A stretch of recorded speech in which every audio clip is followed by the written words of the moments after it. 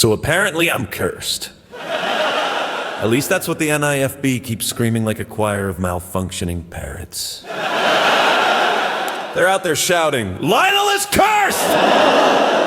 Meanwhile, I'm at home drinking coffee like, if I'm cursed, can my curse also pay my bills and do the dishes?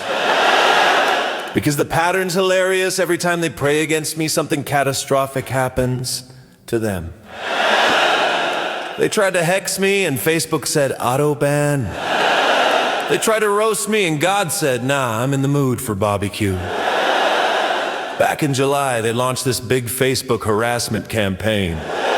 They made fake profiles. Literally Lionel Karras #2, #3, #4, like I'm a franchise now. They even made a group just to mock me.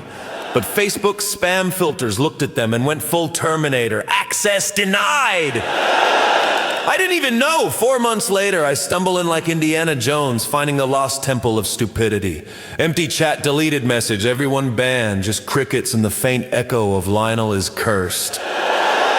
They spent days typing paragraphs, tagging each other, arguing with thin air. Meanwhile, I'm over here living my life. God's basically like, hold up, champ! They're mine! Go back to petting your kids! And I'm like, thanks, Dad, you the best. It's like watching evil villains plan an attack while the universe keeps unplugging their Wi-Fi. And then came Event Zero. Oh boy, they tried to dig up a scandal on me, and what did they find? That one night I was half asleep and accidentally kissed my dog thinking it was my teddy bear. That's it, that's the smoking gun. They were like, ha ha, we got him!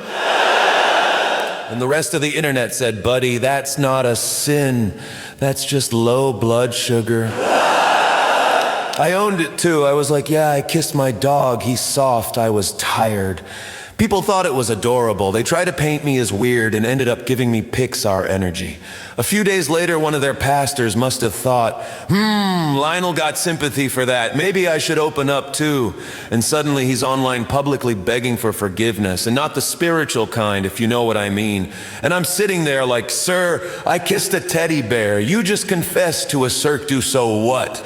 Meanwhile, someone else in their camp files a privacy complaint about a banjo. A banjo! Imagine heaven watching that. Gabriel's like, did he really just get offended by a string instrument?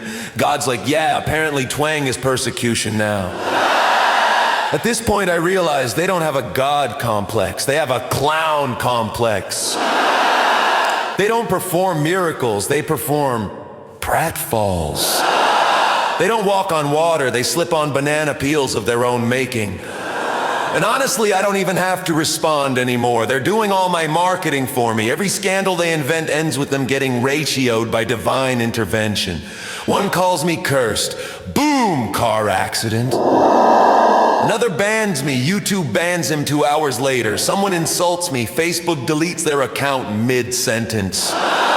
It's like the universe has a reflex called smite and delete. I'm just out here vibing, hugging my kids, drinking coffee, while the algorithm of heaven runs backs around security. The NIFB keeps yelling, Lionel is cursed! But somehow they're the ones moving to the sketchiest part of Phoenix, chasing a crackhead witch who's literally shouting spells at them behind a Circle K. That's not a curse, that's performance art. At this point, I think God's just having fun, like he's watching from heaven with popcorn going. Watch this next one. He's about to file a privacy complaint about air molecules. So no, I'm not cursed. If anything, I'm blessed with front row tickets to the greatest comedy ever written. Ladies and gentlemen, welcome to The Blessed Adventures of Pastor Misfortune and the Crackhead Witch, a story where every villain self-destructs, every scandal becomes a punchline, and God keeps whispering, relax, champ, I got this. And me? I'll just be over here, hugging my teddy bear, laughing at the cosmic sitcom that keeps renewing for another season.